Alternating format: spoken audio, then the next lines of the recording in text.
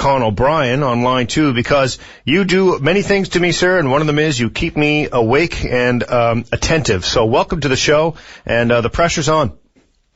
Oh, well, I want to talk to you, Jonathan, this morning about my reaction to Dr. Locke and your conversation with him. It's all well and good to be cautious and not to be cautious. I'm sorry. And our premier has come out and said that we should be not to worry, and that we're going to wait till OPEC meets on November 27th. I can tell you one thing, that OPEC is meeting before November 22nd amongst themselves as we speak.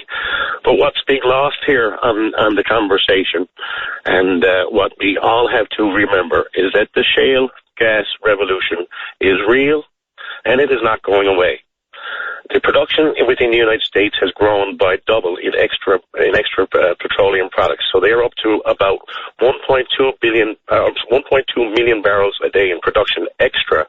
And that's up 700,000 barrels from 3 years ago, Jonathan.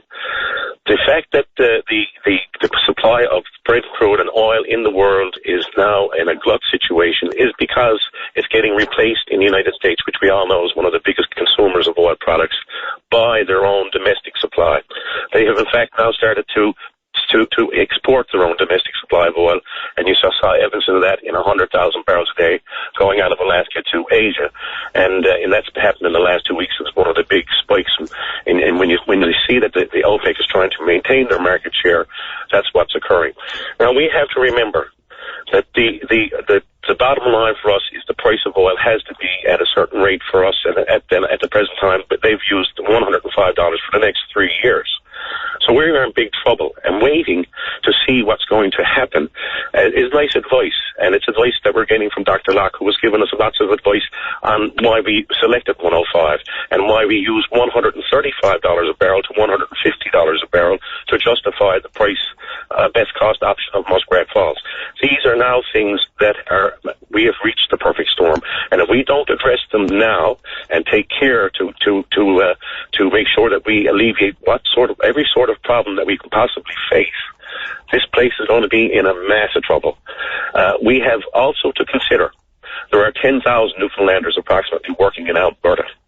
Alberta is a place that supplies this place with a lot of revenue. Sure. They're the first place they're going to go.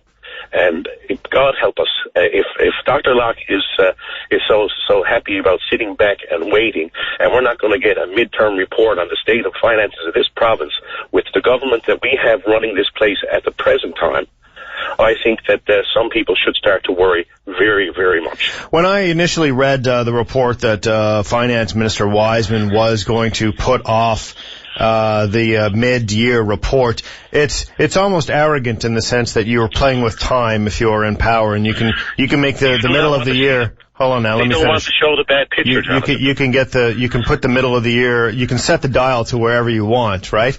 Now but looking at what Dr. Locke has said, and it's not just me who provided those comments to my brain, it was others who, like yourself, made a point of saying it really isn't mid-year if you decide when that will occur. To wait until after OPEC gives their report, provides the report, and hoping or gambling on the fact that the price of oil may indeed spike up is one thing that.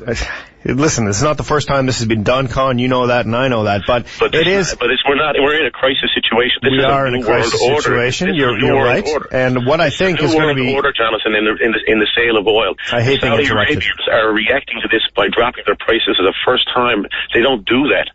They have to have their oil at $100 a barrel too. They've budgeted their society on that kind of price.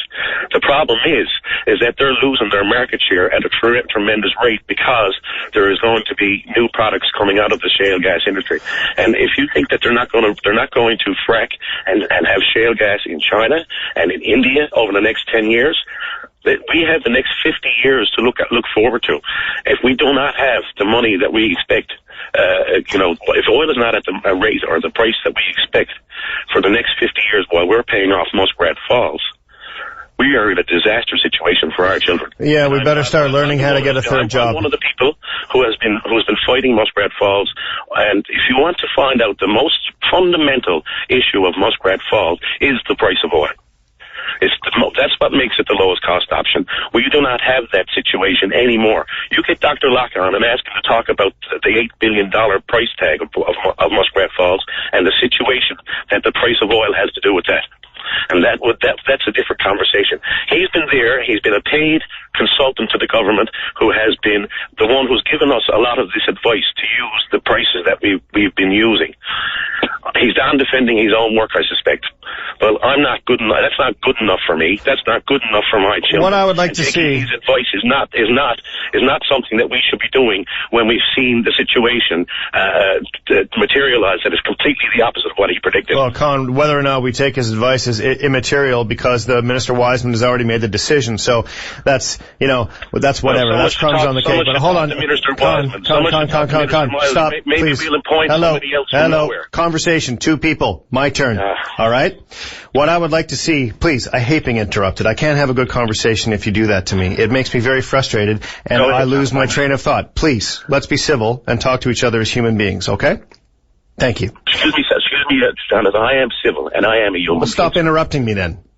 Now, what I would like to see when it comes to OPEC, I would be very interested if any OPEC country would be transparent enough or revealing enough to see if they are investing or speculating on the shale gas revolution, quote unquote, because I think other governments, such as ours, we are so dependent on the natural resource known as oil here in our country, particularly because we're gambling a lot on Muskrat Falls. I agree with you completely on that. Would it not be interesting to learn from what OPEC countries are doing to prepare for the contingency or for the eventuality, as you would say, that China and India will begin their own fracking and join into the shale gas revolution? What is their strategy? Do you know any information whatsoever, Con, as to how the OPEC countries are preparing for the shale gas revolution? Well, they've just announced this week that, Jonathan, that they're going to go to their $80 a barrel for 2 years is okay with them. That's why you're seeing they're trying to hold $80 a barrel. Okay. This thing could go to 70 before Christmas if we're not careful. Mm-hmm.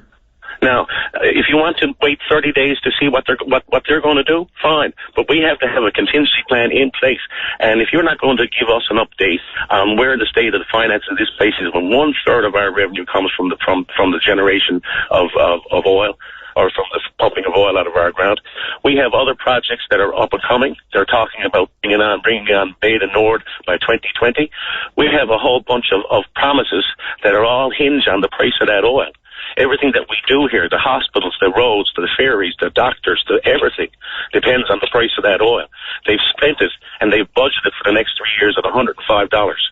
If it's 70, what do we do? If it's 80, what do we do? Mm-hmm. Now, this the question. And if you don't have some sort of immediacy about this problem, we will go down the road. I can guarantee you, Mr. Jim Prentice, the new Premier of Alberta, he's sitting very, very, very, very itchy right now because his oil costs a lot more than ours to put out. Certainly does. When that happens, you know they've already stopped 2 projects in Fort McMurray. You know that the importance of oil production in this country. I'm telling you, if people don't start listening to sense and what's happening in the rest of the world, we're in a bubble here. We've been in a bubble here for the whole downturn of the North American economy while we pumped oil to $140 a barrel and people started to figure out ways to spend it. Yep. We should have saved some of that money. We don't have any left. We don't have any left. It's gone up to the Churchill River to be wasted and to be lost. It rains 3 days out of 7 here in Newfoundland and Labrador, and we don't have any rainy day fund. You're right, yes, Con. We got to go. When you and I have had the conversations, I'm sorry to have cut you off and interrupted you this morning, Jonathan. Thank you. And I apologize for that. But we have to be on top of that. We don't know what our situation is. We don't have codfish to rely on anymore. We don't have the crab and the shrimp are starting to go down. I'm telling you, we're in the situation of a perfect storm. If we don't take care, we're up in the wilds of Labrador with marine glacial quicklay holding up half of a $15 billion dam, and that might be a bit of an exaggeration the cost, but that's pretty well the situation.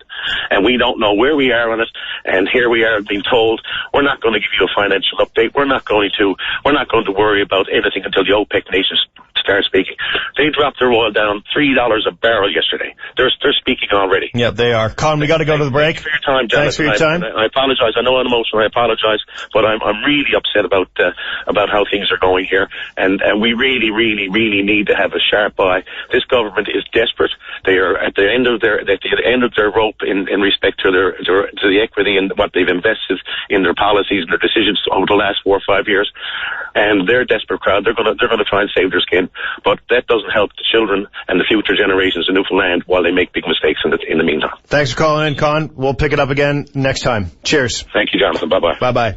One thing that we do need to consider, and this is a direct message to the Finance Minister, Ross Wiseman, is if you are delaying your mid-year report, there should be a hell of a lot more within that report, including contingency plans, because if you're making us wait, it better be worth it.